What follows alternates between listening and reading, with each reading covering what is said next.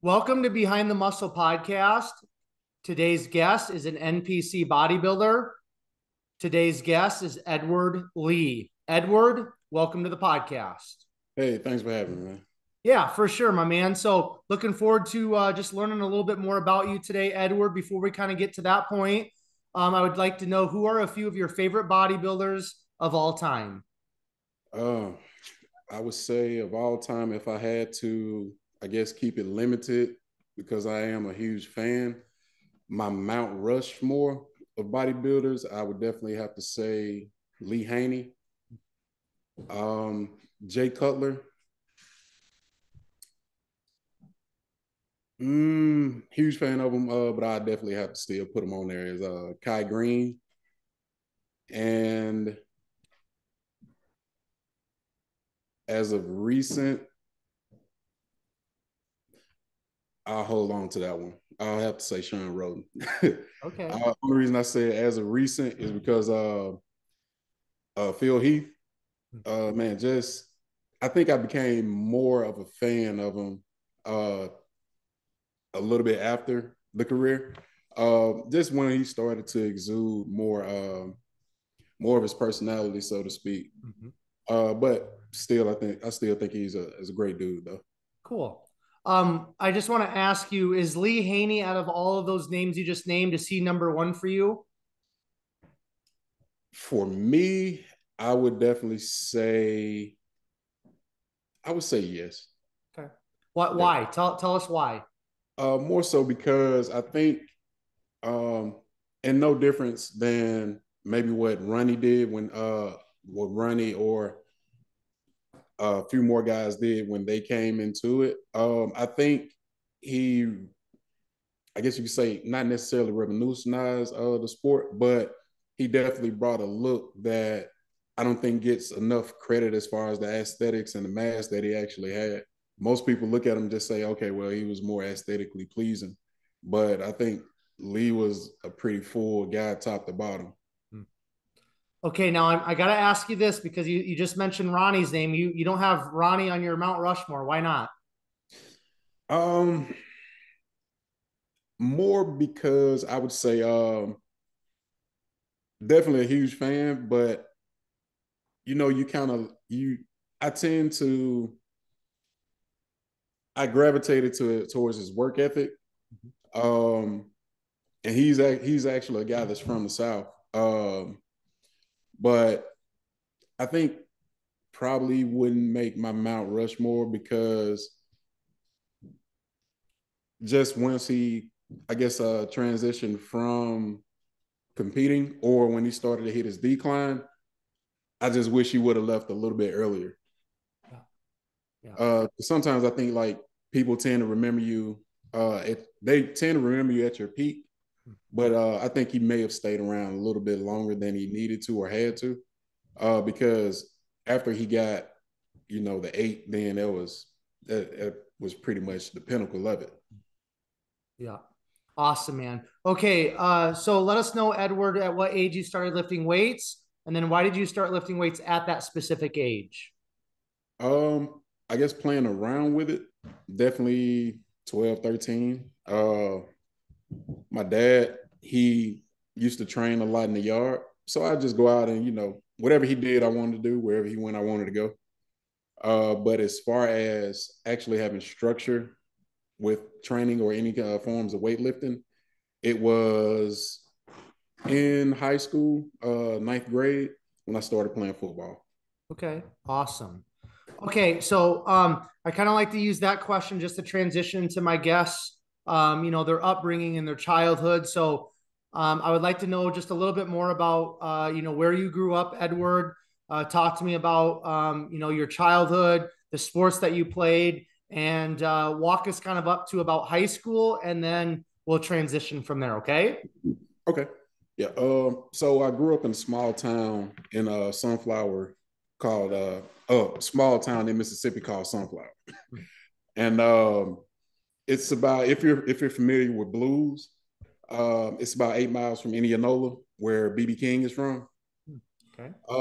In the Delta, we have a pretty rich tradition, mostly known for catfish, and also like your cotton fields, farming for the most part, and also blues. So that's like a strong, rich tradition that's known for like that part of Mississippi. So, what sports did you play? In elementary school, we had soccer. So I played soccer for a little bit, and I also participated in Taekwondo. We had a we had a teacher to move down from Washington D.C. Named Mr. Myers, and he was a big soccer guy. So he was actually able to get that implemented into the elementary school.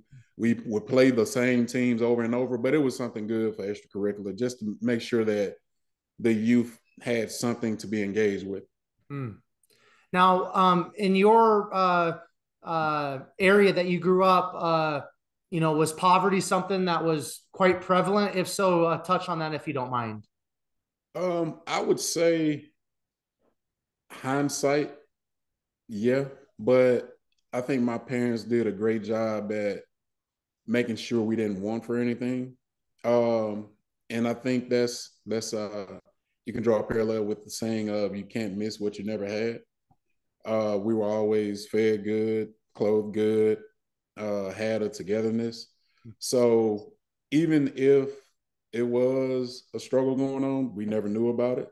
I think they did a good job at taking care of the family business portion of it. As far as the town goes, everyone was close knit.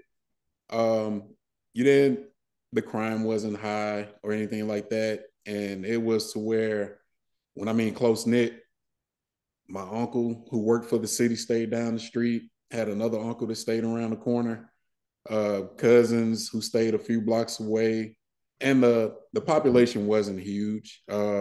If I just had to take a shot in the dark, even at that time, it was maybe less than 2,000. So everyone knew each other, and everyone pretty much stayed together. We had the bus to school, so uh, my hometown had an elementary school, but once we went to junior high and high school, it was like a 12-mile busing program. Okay. How many siblings? Siblings, I have four, and I'm the youngest. Hmm. Yeah, So, and I'm boy. spoiled then, or what, Edward? If you ask my sisters, I'm spoiled. If you ask me, no. Yeah, it sounds like a youngest child saying that right there, Edward. Yeah. Okay, now you said in ninth grade is when you started playing football. Why don't you talk about that? Was football pretty instrumental in your teenage years then? It was. I actually started playing in elementary school, which here is 7th and 8th grade, and but the training aspect of it got more serious and more goal oriented once I made it to ninth grade. But yeah, it was definitely instrumental as far as just my upbringing, because even though I played soccer in elementary school, other than like Alexis Lalas, didn't know too many soccer players. But football, basketball, baseball were definitely my themes. But as far as football, I really got immersed in it when I figured out I was decent, and all I had to do was actually put the extra work in. What positions did you play? Elementary school, not elementary school, but junior high, I played fullback and defensive end. In high school, I played outside linebacker for my freshman and sophomore year.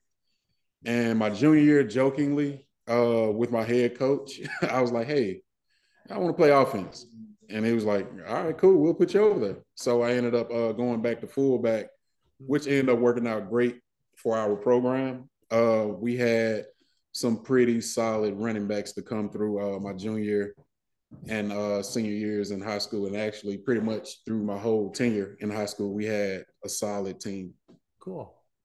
Now, when you live in Mississippi, you guys are down there deep in the SEC territory. So, what school or schools do you root for or forced to root for when you're growing up in Mississippi?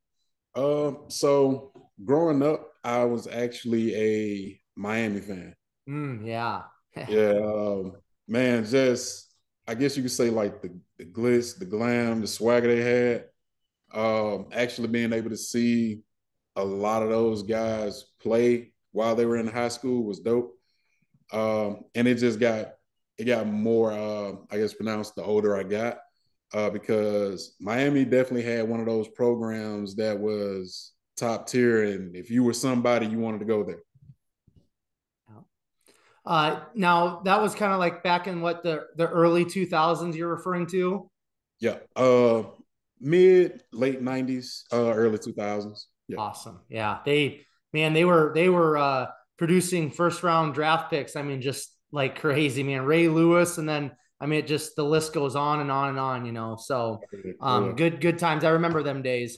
Okay, now once you were kind of heading towards your senior year in high school, did you have thoughts, Edward, of what you wanted to do after high school? You know, career wise, job wise, and then once you actually graduated, I saw that on your Instagram, you are an Army veteran. So once you graduate high school, how did life kind of unfold for you?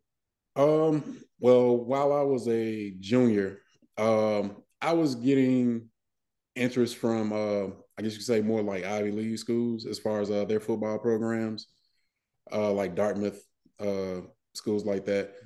And I'd say that for me as unfolding, I've never been like the selfish person, and I always take others into consideration. I knew my parents had been helping my older sisters get through college. So once we took like the ASVAB testing as a junior, honestly, I didn't try to pass, but it was so easy that it was hard to fail. So ended up getting contacted by Army National Guard recruiter, and he came and sat in front of me and my parents, and just kind of broke down the format of it, what it entails, the possibilities, and things like that. And I guess I could say, oddly enough, it was right after 9/11. Hmm. So it was more. I'll definitely be transparent and honest. I wasn't going into the military on a whole, just like the patriot side of it, or patriotism side of it. It was more so like, okay, well, if they're going to pay for school, let me save my parents the burden of having to pay for school. Mm-hmm. So that was the lens that I was looking through with it. But I definitely say once things started to come together and I started to grow as a young man, the patriotism thing did become one of those things that I placed value in. Hmm. I did 2 tours of duty, one to Afghanistan at Bagram Air Base, where we split off for a little bit and went to Uzbekistan for about 4 or 5 months and went back to Bagram. And in 2009 to 2010, I was in Q West, Iraq. Hmm. So you were in the Army National Guard then, correct? Correct. Okay. How are you still serving? Well, no, if you're an Army veteran, you're not. So how many years total did you serve? Well, no, actually, I am. I'm Oh, still in. okay. Yeah. I made this past April was 20 years for me. Mm, awesome, man. So basically you've grown up you know, within the military, some aspect, right? So what do you feel like, you know, from the time pre-military to kind of where you're at now in your life, Edward, what has the military kind of like taught you, and what has it kind of given you in terms of, you know, the life that you're living now? Gotcha. I definitely say the number one thing that comes to mind is discipline. Hmm. And that can transfer over so many aspects of life, even in with bodybuilding, or especially in college, because your parents are no longer there with you in college. So you can sleep in a little bit later if you want to. You can miss class. Um, but I definitely say so. The discipline aspect of it, honor, and I definitely say loyalty and respect, Hmm. which are some things that I tend to hold near and dear to, especially when it comes to me choosing a circle of friends that I associate myself with. Hmm. So is that your main career then, the military? No, I've actually I work for it's an electric company called Entergy. Um, And the particular sector that I work with is nuclear. Hmm. Wow. And so I'm a senior security compliance coordinator. And in just, I guess, without getting too deep into it, we just make sure that the security forces at those nuclear sites that the company oversees or has can do their job properly. Hmm. Awesome, man. Now, I also saw on your Instagram that you got a master's degree, so I'm assuming you used kind of that initial pitch by the National Guard guy in terms of education stuff. You kind of used that to your advantage. So, talk about getting your undergraduate degree. What did you study? What did you study for your master's degree? Talk a little bit about getting that further education. Most definitely. So coming out of high school, we'd have career days. And with my school being in like a smaller area, it wasn't much you were able to be introduced to, so to speak. So it's a lot of things that I just wasn't privy to. But one of the guys that came was a car salesman of all things. And he majored in business administration. And so I'm like, okay, well, I like to talk a little bit, but not much. But I think I can sell stuff. So in with that in mind, I was like, okay, well, I'll just major in business and then try to figure it out along the way. So I got my bachelor's in business administration. Uh, and when I finished, I'll definitely say it was one of those things to when life kind of hits because you're like, okay, well, what's next? And you feel like you're gonna get all these job offers and things like that when you fill out for them, and all to find out that they like to keep this set of words and not enough job experience. I'm like, well, the degree doesn't, you know what I'm saying, equate for none of that. So yeah, that was one of those things to where I was stuck in limbo and just trying to like, okay, well, what's next? I need to do something because at this time I do have a child and a little son, which at that period, finishing my degree, I think my son was around 8 or 9 or so. Um, so yeah, it was like, okay, well, he still has needs, and I need to live. So, I worked in a lot of kind of like I guess you could say like little nicks, knacks, dead end jobs here and there, just trying to figure it out. And so what that allowed me to do is like, okay, well, let me see what master programs are out there until and then that'll probably help me loosen up some of this broadness of some of the ideas of the things I had. So I ended up getting my master's in sports science with a focus in strength and conditioning. Okay. And the main thing behind that was one of my mentors in college when I played football was my strength coach. He was like a father figure to all of us. And, it's just how you'll have those people in your life to where you don't, it almost hurts you to disappoint them. He was one of those. And his name is Coach Scott. And so, yeah, it was like, okay, well, I'll probably go down this path of being a college strength and conditioning coach. So working through my master's, did great. Finished with I think it was like a 3.4 GPA for the program, and everything was still, a little hazy. Like the direction was there, definitely. He helped guide me in a way to where, like, okay, well, this is what you need to do, A, B, C, D, and started getting those things in order. And it was just kind of like I was like, okay, well, I have a son. Strength and conditioning coaches jobs aren't like the most stable thing. If sometimes if the head coach gets fired, the whole administration goes. So I'm like, am I really committed to actually being able to pick up and go so frequent and so often? So a blessing was actually me working one of the jobs that I didn't mind working. I was a manager at GNC, everybody's favorite supplement store. So while working there, keeping in mind, I believe in respecting people and being loyal to those who display that same trait. And one of the guys that worked there named, well, he was actually a manager at another store in this franchise named JJ the Plant. He actually ended up leaving. And so I'm still, thinking about things, trying to figure things out. And he just hits me up off of rims like, hey, Entergy is going to be starting a new program.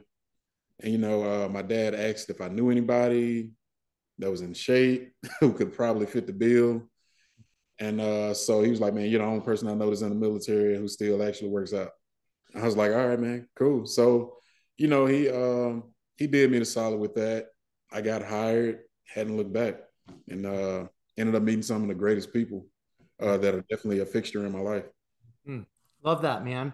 Okay, now let's start transitioning then, Edward, into some bodybuilding talk. So I want you to let us know when were you first like exposed to like bodybuilding as we know it, and do you remember like the first bodybuilder like IFBB pro that you saw? Was it in a magazine? Was it on YouTube? Talk about kind of the beginnings of your bodybuilding exposure and experience. Gotcha. I would say the first bodybuilder I saw that actually made me want to like just pick up anything was definitely Arnold. And I think that's almost synonymous for a lot of kids who are like 80s babies who seen like your Predators and Conans. And even though he only had one line in Conan, but it was still just that like, oh man, that guy's like pretty yoked up. And so I definitely say Arnold was one of the ones that made me want to lift. Um, Now, the one that changed my perception of how to train was definitely, I would say, Lee Haney as well as Ronnie Coleman. And Ronnie Coleman is a little different because you realize fast that you can't do what Ronnie does. So, yeah, it just behooves you to kind of, stay in your pocket. But I'd say as far as one that made me want to start bodybuilding, because keeping in mind, like, yes, I was born in the 80s, but as far as like just following bodybuilding, it definitely started with running. But I'll definitely say I became a fan, like in that Phil Heath, Jay Cutler, towards the end of Ronnie's career type era when everything started to swing towards Phil Heath. Hmm. And just looking at the magazines, doing some of the workouts with little to no know-how. So yeah, that was the fun times or things with that. Just kind of going into it green and just figuring out your way. Yeah. Now, when did you kind of start thinking about maybe you were going to compete? And did you have people like, when you went to the gym and things like that, did people like come up to you and ask you like, hey, do you compete, or have you ever thought about competing? Because usually I've had so many guests on here. That's kind of like when they start thinking about competing is when people are like, hey, do you compete? Or, are you a bodybuilder, or you should do it? And they're like, I never thought about it. And then it's kind of the seeds kind of planted. So is that a similar story with you? Why don't you talk about that for a minute, Edward? In a sense, yeah. So while playing football at Jackson State University, one of my best friends and another one of our teammates, they were big on Ronnie Coleman. So we'd be in the weight room and it'll be a whole lot of yeah buddies and light weights. And so I would say like we had interest in it, but it was never like, okay, well, I'm gonna be a bodybuilder.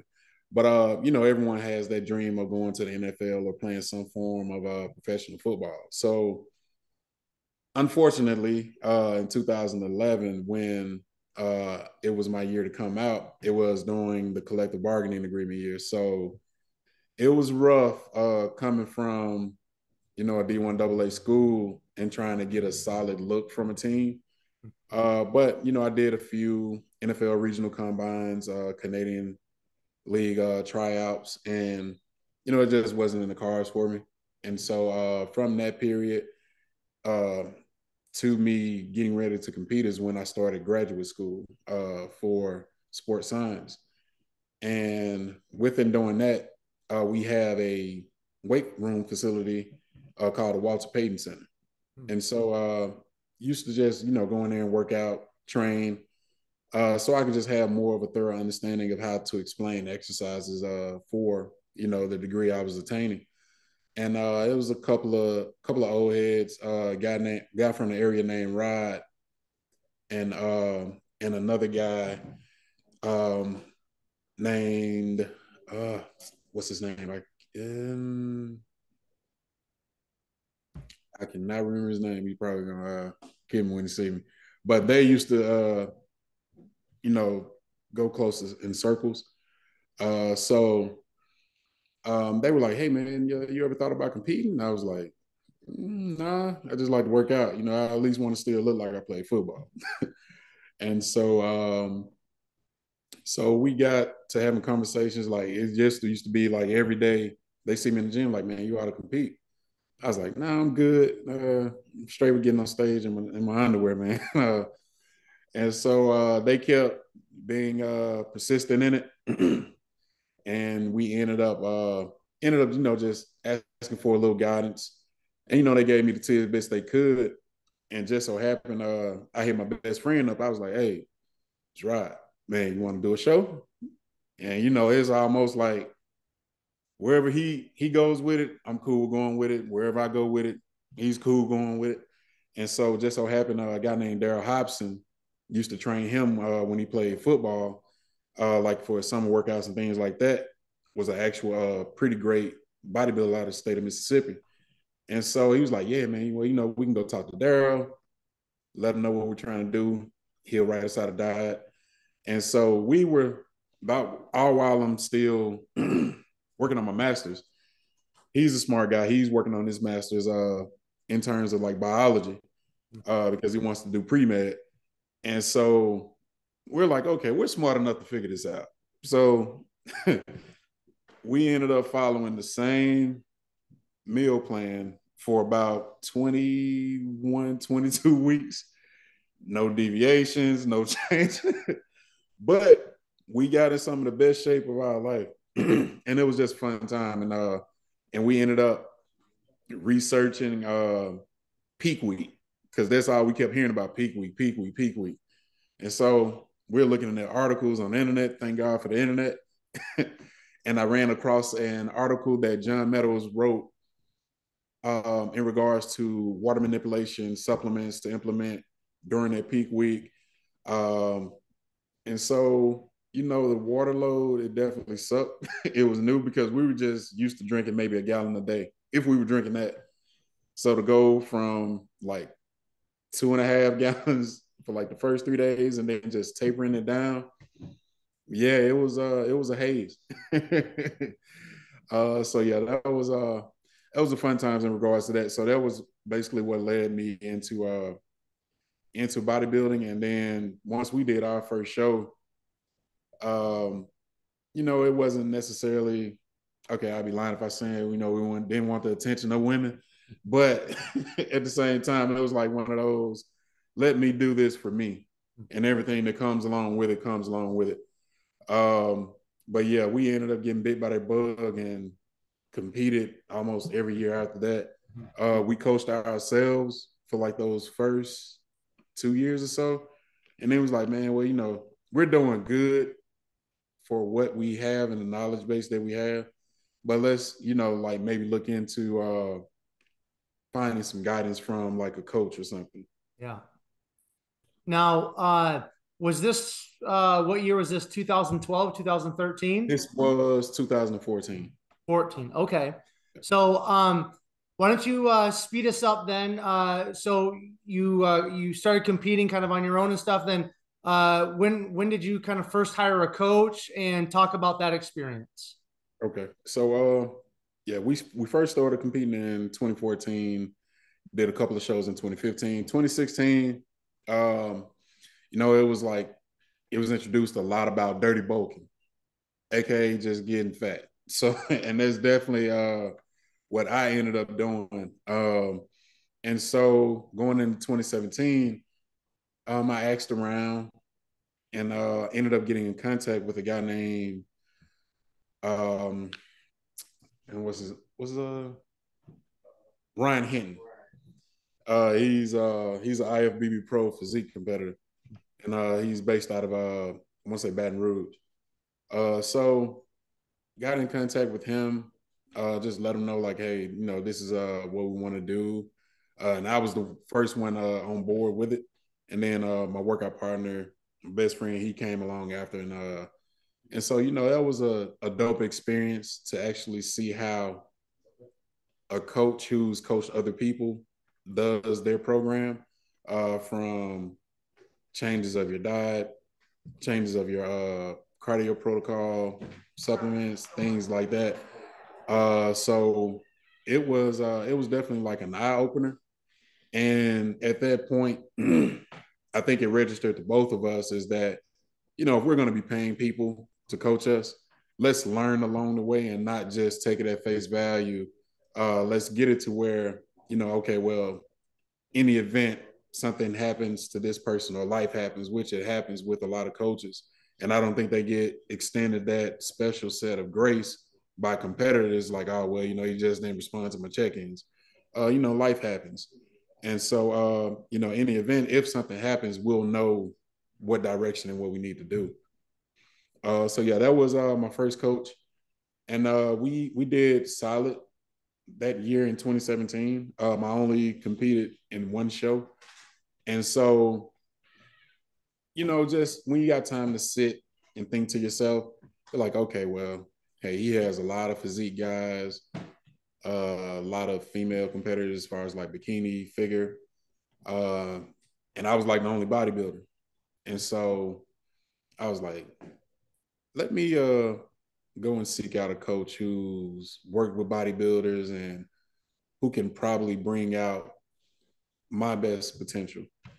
So that's when I ended up running across Andrw Vu's page. Talked to a couple of people who I seen that followed him, and asked them, their thoughts about him.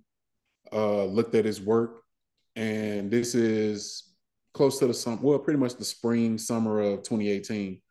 And so this is when he's taking over the helms of coaching Hunter Labrada. And so I'm like, looking at everyone's picture, I'm like, man, yeah, he's bringing them in. So like that's sometimes that's all you need to see. Your work speaks for itself.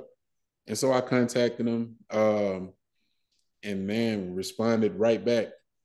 And I have a running joke with him that I was like, man, if I can find a female that responds as fast as you do the check-ins, I'll be all right. That's a good line there, Edward. I like that one, man. So Yeah. now in 2019, you won Mr. Mississippi. Mm. I'm assuming that was under the tutelage of Andrw Vu. Yeah. Yeah. Okay, why don't you talk about that? What did that mean to you to win Mr. Mississippi? Because kind of starting out, just trying to figure things out with you and your best friend to winning your state show. Mm. That's gotta mean a lot. So talk about that experience. Okay. Yeah. And I'll just do a quick lead up to that. So I started working with Andrw in 2018, like the summer of, and the first show we ended up doing was NPC Warrior Games, and it was just I understood the importance of him actually getting to learn my physique or learn my body and what it responds to and what it doesn't. And so we did solid in that show. We placed second. Wasn't close to what we felt like we knew we could be, because once again we're dealing with time limitations and the fact that he picked up the prep when I was maybe about 12 weeks out or so, 12, 14 weeks out. And so still a respectable look that we brought. But I think what we saw was like, okay, well, hey, yeah, it's something here. And so then, I didn't really know much about national shows. But my best friend did. So he was like, man, hey, I'm gonna go do nationals in Miami. And this is the same year that Hunter Labrada actually ended up winning. So I was like I said, wherever my best friend goes, I'm cool with going along with. So I'm like, hey, man, I ain't got nothing planned, man. I got vacation days. Let's go. And so we mount up, get the room, get all the itinerary set, and we go. And I actually ended up doing better than I even thought I could. Like I didn't know what to expect. Ended up making first call outs at my first national show, placed top 10. And I didn't understand the importance of the significance of that until Andrew messaged me. He was like, dude, you made first call outs at your first national show. He was like, that's a nice feather to have in your cap. And so I definitely say that fueled a new fire. Because like, okay, well, hey, maybe, it's something we can definitely do here. And I remember seeing the YouTube NPC video of the overall for my state show in 2018. And I was like, I can beat those dudes. And I still have the message to this day. I text Andrew and I was like, hey, we're winning my state title. And he was like, well, let's go. And so we man, it was a pretty good prep. Had some life challenges along the way. But overall, it was a pretty dope prep. We were definitely ready, I'll say a few weeks prior to. And it's an IFBB couple here in the state named Timmy and Judy Gallard. And Timmy seen me at check-ins and didn't have my shirt off, anything. I just walked in. He was like, man, congratulations on winning the show. So that was pretty dope for him to say that. And especially someone in the state who's an IFBB pro who you started to look up to and that you admire, for him to kind of give you that nod of approval. So we went into it. Routine was great. Presentation was great. From prejudging all the way to finals, like I was adamant and I knew, and I said it with enough conviction that I was going to win my state's title. And when it came to fruition, I cried a little thug tear here and there. And what was dope about that in its entirety is my son had never gotten to see me actually compete. Like he's seen the pictures and things like that. And so he was actually able to come to that show. So that was dope. Very cool. Very cool. Now, obviously winning that overall qualified you for national level competition again. So did you do anything later on in 2019 in terms of national competition? And then why don't you walk us through that? Walk us through 2020, last year, just kind of keep going if you don't mind, Edward. Gotcha. So 2019, I wanted to. But I'd say, and I just briefly hit on it. My ex-wife now, we were well, she had like a birthday plan out in Vegas. And on one hand, I'm like, man, I want to do North Americans. Like, I want to strike while the iron is hot because, like, this is definitely the best look I've had. And I felt like we could actually hold that conditioning for like that next 8 to 9 weeks or so, or however long it was. Probably wasn't even that long. So, I was like, okay, well, we'll shut it down, enjoy life for a little bit, and then fast forward to 2020, the COVID year. I got disgustingly big and overweight. I want to say maybe about 266 or something like that. Yeah, it was ridiculous. And like 266 and what I was used to competing at, that was I had to lose a whole toddler in weight. Excuse me. And so I hit Andrew up and I was like, hey, I want to do something this year. And just so happened I ended up turning 35 in that at the end of 2019. So I was like, well, I want to do North Americans, I want to try my hand at, the 35 and older. And so we sat down, just kind of got back into the swing of things as far as structure with my diet, my cardio. And it was a slow but methodical process, which ended up working out great because I wasn't necessarily like burned out, so to speak. So we ended up getting to one of the bigger shows in the state called Total Body. And I did pretty good at that show. Ended up winning overall for the 35 and older. They had a hero division, Ended up winning that, and I ended up placing second in light heavyweight for men's open. So, qualified pretty much on all fronts for that. And so now it's like, okay, well, we're in a good spot. Let's drop the hammer, so to speak. And so I'm fully immersed, tunnel vision, getting ready to head in North Americans, and not really knowing what to expect, but I'm catching myself in other people's, like, on their IG, like, oh man, he gonna be there. Okay, well, he's gonna be there. So now you start to get kind of caught up in, like, man, damn, am I good enough? Or, okay, if I get there, I know this guy's somebody I got to worry about, which can be tricky.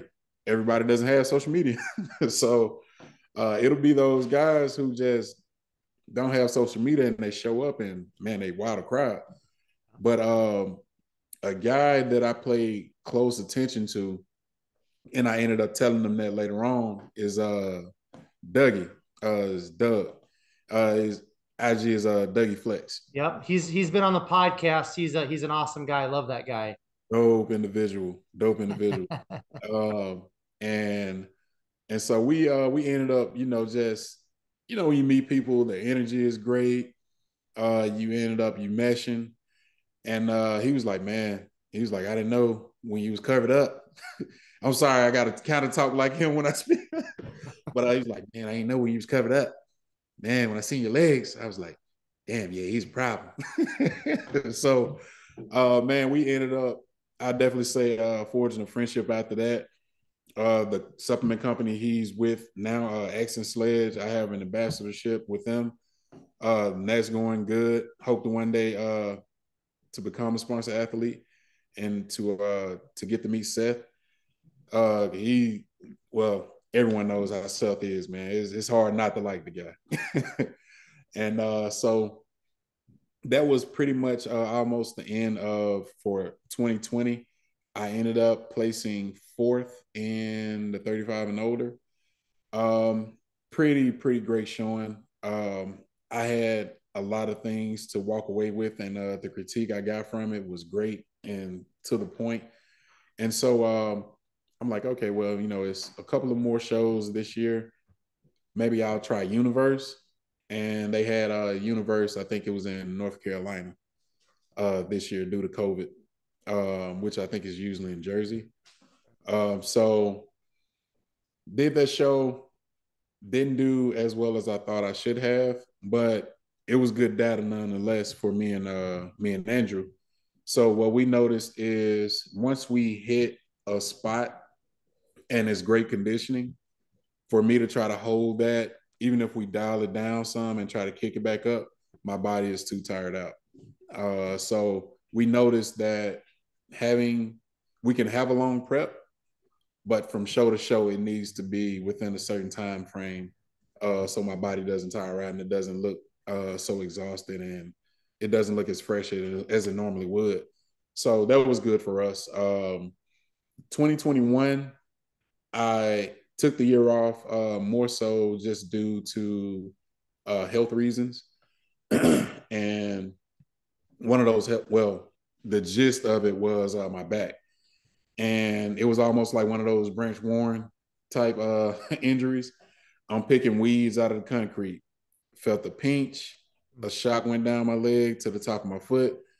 So I had to start walking around, slide my feet like OJ Simpson. And so found out that I had a pinch sciatic nerve. And with this pinch sciatic nerve, actually, the pinch sciatic nerve happened in 2020. So all while I'm competing, I'm working around this injury. And so was deadlifting one day, lost focus and heard a pop. And this was still, in 2020, but didn't think much of it, continued to work around it, still continue to compete and do good. So fast forward back to 2021, it was bothering me. So I was like, man, let me go to the VA. So I went to the VA and they did x-rays and I was like, I feel like what y'all need to see, you're not going to see it with x-ray, may need a MRI or something. And so they still did the x-ray. They have their protocol or just the way they have to do things in succession. So they did it. Of course, it didn't come back with anything. And I'm not a big meds guy.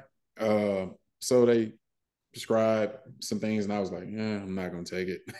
I'll be good. And then it just got to where it was just really, really unbearable. So contacted the VA and recommended or suggested that I be put on another primary care. They did that. The young lady ended up taking great care of me. She scheduled everything that she felt like that I gave as far as like suggestion. So once they did the MRI with and without imaging, they noticed that I had a herniated disc. Um, but their knowledge of reading the MRI was so limited. So they gave me a list of neurosurgeons to or neurologists to look through. And so I selected a guy who seems pretty decorated. He's been doing it for a while. And so once I went in and talked to him, and he's reading through it, and he was like, yeah. So he was like, here, he was like, you have a tumor. And he was like, what could have brought that along is the fluid from their disc fusing with the pinched nerve and generating a tumor. He was like, we won't know if it's cancerous or not until we remove it. I had a fragment that was attached to a nerve. And of course, the sciatic nerve issue that I was already initially dealing with. So we set surgery time. What he thought was going to be maybe I think he mentioned like a 60 to 90-minute surgery, ended up being a lot longer because what he saw once he got in. But they was able to remove the luckily, the fragment that was attached to a nerve, it was a large piece of fragment on the smaller nerve, so it was easier to remove. Um, they I didn't have to get a fusion or anything. All they had to do was just clean up around the disc. They were actually able to maneuver the nerve from being pinched, and they was able to remove the tumor, and the tumor ended up being benign, so non-cancerous. So that was a blessing within itself. The recovery was hell. It was L5 to S1, so right above the tailbone. So once everything starts waking up and you stand up, that gravity is just like pressing down. So I had to actually use a walker for about the better part of like a month. Wow. Um, they provided home health, and so we were doing therapy once a week, and I'm like, man, I can't do this once a week thing. So now I'm actually to where I can, okay, well, let me use some of my degree of what I know. And I just started doing therapy on my own, just small stuff to gain back that functionality and mobility. And by the time I went for it may have been like my third follow up with my neurosurgeon, he was like, "Man, you bounced back pretty quick." And so he was like, "It's a good thing that you worked out, or that you actually was muscular," because he was like, a lot of times surgeries like this will have people down almost half of a year. And he was like, here you are 8 months. I mean, not 8 months, but 8 weeks, and you can return back to work. And so we still had our follow-ups. And once I got cleared to start training, um, still had to deal with those mental blocks of like, okay, what can I do? What I can't do? You're always thinking like, I don't want to re-injure myself because I don't want to go through that again. But I think the biggest thing and blessing that came from that surgery is the circle of people that you associate yourself with. You realize then who's there for you and who's not. And so, if anything, that definitely shedded a light on that. So I learned what people to just start to eliminate from my life. And not that they owe me anything, but when it's certain people and it's kind of one of those understood type things, then you wipe your hands with it and you move on. So yeah, that was the bulk of what I ended up dealing with for last year. And it kind of got me into wanting to coach people some here and there. So I had one athlete who competed. He actually ended up winning his class in class physique, and he was a newbie. So he ended up winning novice and his class for open. Um, so yeah, worked with him. and then just work with like um, lifestyle clients just to help them reach a healthier version of themselves and help them with building that confidence. Mm. Um, and so by the end of 2021, I'm thinking on it, trying to figure out, like, am I going to compete again? Because even at this point, I'm going through a divorce, um, in which I got married in 2020. So the following year, just going through a divorce. So that dealing with the back thing, and also dealing with things in regards to like my son and his mom, it was a lot. I'll definitely say depression set in, but a good saying that my pops used to use him and my uncles is like, if you sit in mess long enough, you know what I'm saying, it starts to lose its smell. So what that kind of sparked me to do is like, okay, well, I have good insurance. Let me start seeking out help. Let me find therapists, that can help me get over these three things. And so I'm a huge proponent of having a therapist and going frequently. Only tapering off when you actually feel like, or when you notice, or when they notice that you've started to make breakthroughs. So that definitely helped me towards the end of 2021 and the earlier part of this year. Just getting over a lot of mental downs and whatnot. Mm. All right. Now, why don't you walk us then into you literally just competed yesterday.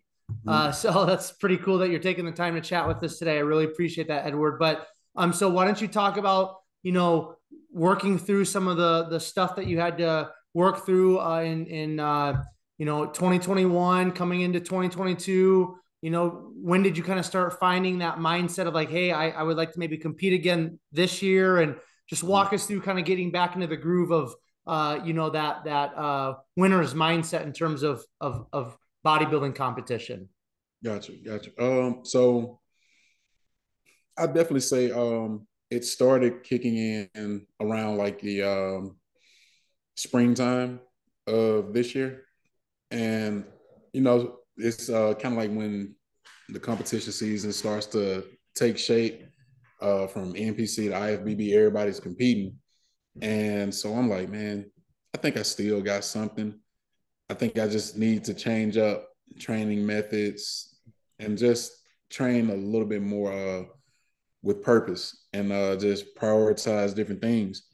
And so before I ended up getting back with Andrew, I was like, let me prove to myself that I have a good enough knowledge base diet wise to bring my body down. So from that way, I know once I get with Andrew, it's, even though we're close in age, it's still kind of one of those relationships to where, man, you don't want to let him down. And me knowing him, it would have been like, man, you got back big, huh? So I was like, let me get to at least a respectable look or a respectable weight. And so I just, created my meal plan, created my diet, followed it to the T, created my cardio regimen. And so I was like, well, let me, I wanted to give one of my fraternity brothers, an opportunity to put his work on display. And so he does exercise regimens. And so he did a couple of programs for me. So I'm working with him. And his name is actually Larry Brown. And he's on IG as a Tenacity, I think Tenacity Fit or something like that. I'm sorry. I don't misquote. Tenacity Strength on Instagram. And so very knowledgeable dude. And I think, and I guess to hit real quick, when you're paying someone, even though I probably didn't even have to pay him, we just built that type of friendship. You go into it with wanting to learn more because you're trying to put as much stuff as you can into your toolkit. So it was definitely a lot of stuff I learned from him that I didn't know, or it was a lot of things I relearned that I tend to forget or forgot over the time. So we got back into a groove. Things started waking up. I realized quick that well, I had it pretty much in my mind I'm not doing deadlifts again because that's one of the things that did in one.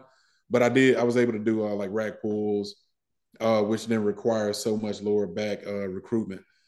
And so getting to a point where I'm like, okay, I've pretty much reached that stride or reached that spot to where I'm ready to get back with Andrw. So I hit him up, no hesitation. He was like, man, what do you got in mind when you want to start? So we pretty much started immediately. And I initially wanted to do North Americans, but it would have been too much of a push.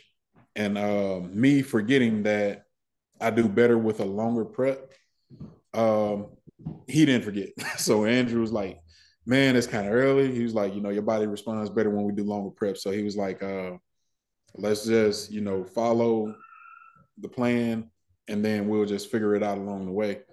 And so I was like, okay, well, I'm looking at the show schedules and I'm like, all right, well, hey, let's shoot for this show. And then 4 weeks later, let's shoot for nationals. And so, that was what we honed in on. And man, it's just been great. He knows, I definitely say it's things that he knows about my body before I actually start to remember myself. Like he knows that I usually get stuck around like that 220 mark for a while, but we actually broke through that plateau a lot quicker than we did in recent past. He doesn't delete anything notes wise. I don't delete anything notes wise. So I was like, okay, well, this is why he got that. And so, we're definitely like a pair that are on the same page, but we don't have to speak on it, so to speak. And I guess just to hit back on what we know about trying to hold a top condition, we were in agreements without being in agreements that with this particular show, we just really wanted to get the qual. So it wasn't about bringing my best look to date to this show. And there's no knock to any other competitors that competed yesterday. Everyone did great. But one of the things that I did want to do, and like I said, I wanted to do was I wanted to stand on stage with Clint because it was somebody, I revered and respected just from seeing his body of work. And a very dope guy, very cool and humble dude. And so once I was able to like, okay, well, hey, trying to figure like, okay, either I'm going to send him in overall or we're going to make the same class. And so I thought he was actually going to be in supers. And I ended up actually being in heavyweight. And so I looked at the list. I was like, oh, man, okay, cool. We won't have to wait for the overall then. And, man, he looked great. Conditioning wise, him and Nate Spears, they nailed it, man. And I definitely say it was good to stand by him to draw that comparison because what it did allow me to see is like, okay, well, even at that weight, but not my best conditioning, I wasn't giving up much size and I looked pretty decent next to somebody who's known for being super grainy and dry. So that was dope for me, and I enjoyed the show, man. Just getting to meet new people yesterday, and it was well ran. I don't think I've done a Louisiana show yet to date to where it's no time wasted. It's a lot of moving parts, and everybody is on their stuff. Now, I want to ask you, going through all the stuff that you did last year and maybe not, really having an off season at all. I mean, was that kind of like a breakthrough, kind of to use a word that you used earlier, just to kind of get back on stage and kind of overcome all that you've overcome over the last year? I mean, was that kind of like a mental breakthrough and just something that was really rewarding for you yesterday, Edward? It was because one of the people that I was used to actually having in my corner as part of my support system um, was my ex-wife. And that was from like that 2018 to 2020 period. So it was like, okay, well, I know I can do it on my own. So let me prove it to myself. and it's still not necessarily doing on your own. You know, you have your circle of people.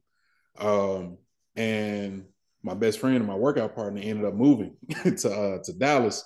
So now it's like, man, it sucks training alone. But I used to actually enjoy training alone because, like, okay, I can get in and out of the gym. And and so, you know, I think that God moves people in and around your life for a reason. That's my best friend, known him since 2008. That'll never change. But what it did is it allowed for someone else to step into my life, in which we knew of each other. But I definitely say, you know, just us talking in regards to relationships with our kids, things we're going through as men. You know, I was actually able to lean on him, and he was able to lean on me. And he's actually right here. His name is Alex Babbitt. so, so yeah, that was dope. And you know, we trained together, and we was actually able to, you know, start to build that rapport. And also a young lady by the name of Kiana McClendon. She's going to be doing nationals as well, and she's usually, you know, his training partner. So, you know, you know how people can be about the training partner. You know, like, you know, hey, get your own. So we were able to actually, you know, mesh well together. And you know, it's not like every session, but it's kind of like when needed. Like, hey, you know, need that push, and you know, it doesn't have to go with saying it, and it doesn't have to go with saying. It's like, okay, well, we're in the gym at the same time. Hey, what you training? I got legs today. You got legs? Let's get it. And so there's something dope about that friendship that has grown and has been forged, and you know, didn't necessarily have to be forced. And that's something that I've learned just over life is those friendships that you get to where they're forged versus forced, they tend to last the test of time. Versus like, you know, trying to force people to like you, force people to be friendly to you. Man, it's not worth it. It's not worth the stress, and it's not worth the misery that comes at the end of it. But yeah, so it was definitely me getting over a lot of mental barriers, and for me to actually prove to myself that one, I can get back on stage and I can have fun and I can captivate the crowd with posing. And one of the things that, and I think this is why he's one of my favorite competitors now. Well, both of them, and that's Hunter Labrada and Rough Diesel. Dope posers, great posers. And Hunter, you'll definitely hear say from time to time that more emphasis needs to be placed on posing routines. And I fully agree. Yes, it's a display, and it's more for the crowd, but I mean, in just that's what you want it to be. You want it to be for the crowd, and you know, you want it to be um, to where you know it goes to where they like you're inspiring other people because some like it's last minute. It's not really like, hey, throw the house music on. I'm gonna just do a few mandatory poses, versus actually sitting down and creating a routine from top to bottom. And it's just something I've enjoyed since my first show in 2014. Like I've always done a different routine each year. I've always done different music.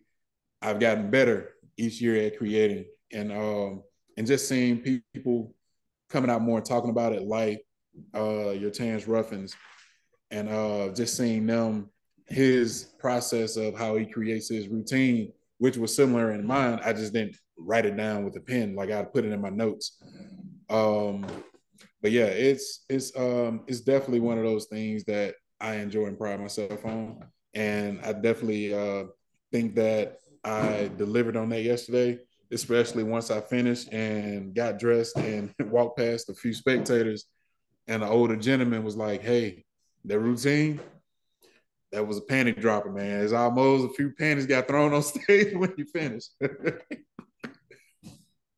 Awesome, man. So, what's next for you, Edward? And then I want to ask you, what's kind of like your ultimate competitive bodybuilding goal? Like, what's the end game? What's the end goal before you kind of walk away from the stage? Okay. Next for me is definitely going to be nationals. We're pretty much right back on diet right now. And I'm actually going to train at Valhalla here in New Orleans or in the New Orleans area after we conclude. But we're right back on it, and we're going to really nail it for nationals. And it's going to be a night and day look from what I brought yesterday to what we're going to bring at nationals. And so after that, man, it's just going to be, kind of playing it by ear. Of course, the ultimate is to, secure that pro card and, understand, when it's your time, it's your time. So it's one of those things, I try not to get too wrapped up into. I just want to focus on beating my best. And so with that in mind, when it happens, it'll happen. And if I'm fortunate enough, I think that my transition in the pros would definitely not be open. I think it would be a transition to classic physique, just because of some of the attributes I have with small waist, just nice flow of my frame. Either that or just work my way into a solid 212 showing. But just to be able to say that, hey, one day I became an Olympian would be the ultimate. Is it far-fetched for me to actually win maybe a classic physique or 212 Olympia title? I don't think so. I know the work I can put in, and I know how driven I can be, and I know the faith that I have in my coach, and his body of work that he has to date speaks for itself. So I would say that would probably be the ultimate. Just something, I can really hang my hat on. Football didn't work, so I want to become a professional in something. Yeah, love that, man. Okay, the last thing I want to kind of touch on, Edward, before I let you go today is training. So you said that, after you had your, the health issues in the back and the sciatic and stuff like that, you've kind of had to make some adjustments to your training. So would you just kind of share with all of us, how have you adjusted your training? How have you evolved your training, over this last year and a half? Just touch on that for a quick minute so we can kind of have an understanding of, like, you can still build muscle, you can still be an elite competitor and not always do what you've always done, right? Right. So how that changed is I stopped focusing on trying to move a lot of weight, but gradually getting there. Actually doing proper warm-up sets to see how I mentally connect with that movement, and also seeing if it brings me any discomfort. Because if it's a lighter weight and it brings you discomfort, then of course, the heavier you go, the worse predicament you can probably put yourself in. So I used to be a 7 days a week guy. And it'll be like muscle groups, like I'm doing chest this day, back this day, legs this day, so forth. And so how that evolved post surgery was my coach actually got on to me about having a proper off day, like not going in, because I still try to sneak and do shoulders or like raises or abs. He was like, "No, off day is off day. Eat cardio. That's the limit of it." And so what that made me want to do is just commit more to like a leg push pull format, which works for me because you get that off day and then you can pretty much start right back with it. And on my 2 leg days, it's quad focus and hamstring focus. I still hit quads on hamstring focus days. I still hit hamstrings on quad focus days, but it's more so of my accessory movements. And mostly with my accessories, have my few warm up sets, and then I'll get to a top set. And then if I'm feeling jazzy, I'll focus a little bit on some more time on attention by doing a drop set, or I can do isometric holds. A lot of the things that John Meadows is known for and has put his staple in the industry about. So as far as like training that's been the way that I've been able to actually figure out what I can and can't do. Like I said, deadlifts all the way off the table. Squats, Squats don't bother me, oddly enough. And you think because of the compression from the bar. Now, what I can say I've adopted more is Smith machine squats, which I used to be that guy like, man, you doing Smith machine squats, man? You get something from that? But, just taking a more smarter approach from it, you realize that you don't have to worry about stabilizing it as much, and you can actually control that weight a lot better. So I'm a huge proponent of Smith machine squats now. Um, Everything else I pretty much kept in, haven't had to eliminate many exercises other than, just strictly deadlifts. Hmm. And I think that's more of a fear thing or a mental block. And, I'm cool with that. Like I'm not hey, let me show myself that I can do it. I'm straight. I don't have to show myself anything. Right. Excellent, man.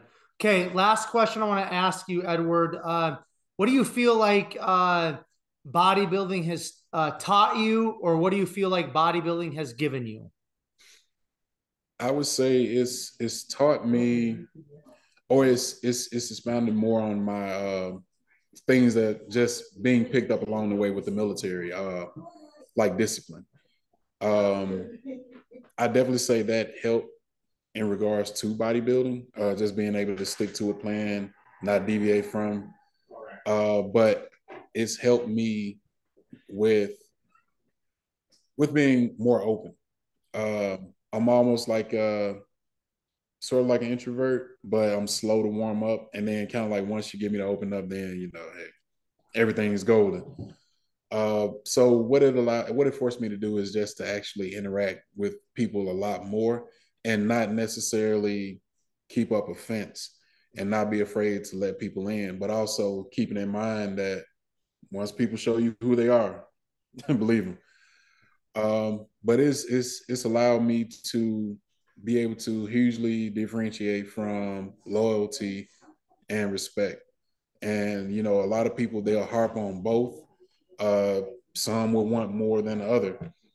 And I feel like respect is one of those things that have to be earned. You should give respect. You see somebody out and about struggling. I mean, respect them as such. You want them to respect you. Now, as far as loyalty, I definitely feel like loyalty is one of those things that you have to earn. That's something that everyone that earns that I'm loyal to has earned over time.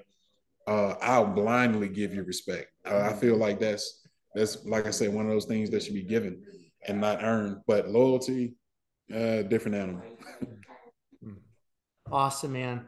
Well, I just want to say, Edward, thank you, man, for coming on, sharing your life story, your bodybuilding story. It's day after you competed, so you're kind of back, like you said, back on the grind for nationals. So thank you so much. Before I do a quick outro and I let you go, why don't you give us your Instagram?